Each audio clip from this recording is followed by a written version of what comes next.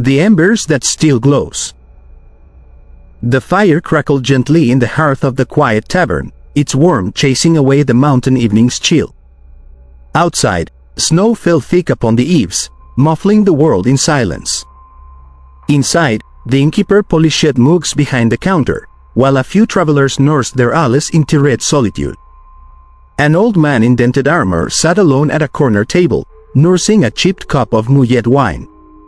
His white beard was neatly trimmed, though his once golden surcoat had faded to a dull flaxen gray. He sat straight, shoulders still proud despite the creaks of age. His sword leaned beside his chair, not for show. The door creaked open. A gust of cold wind blew in a figure draped in dark wool, hunched with age, but quick-eyed. He paused at the threshold, his gaze sweeping the room with practiced caution. Then his eyes landed on the armored man. They froze. By the light, the paladin muttered, squinting. "Raven Thornblade?" The cloaked man smiled slowly, the corner of his lip rising like the edge of a dagger. Said Aldric, of the Seven. "I'd thought you long buried beneath your banners. I might say the same of you, Snake." They regarded each other, memories thick in the air like smoke. Battlefields scorched by magic and flame, still clashing in the mud, blood spilled under banners and moonlight alike. Raven limped over, pulled out the chair opposite Aldric, and sat down. The silence stretched. "You still drink that sour priest wine?" Raven asked, eyeing Aldric's cup. "You still wear black like a mourner?" "I mourn my wasted years chasing you," Raven muttered. "And I mind chasing redemption." The innkeeper brought over a second cup.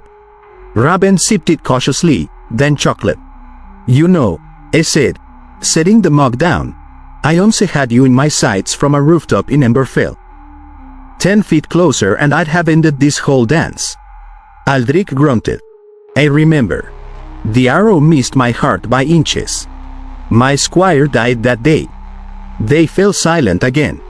"I hated you," Raven said at last, his voice low. "Because I thought you were everything I wasn't. Honorable, righteous, untouchable." Aldric looked into his wine. "I hated you because you made me doubt if righteousness alone was enough." Another long pause passed. The fire popped.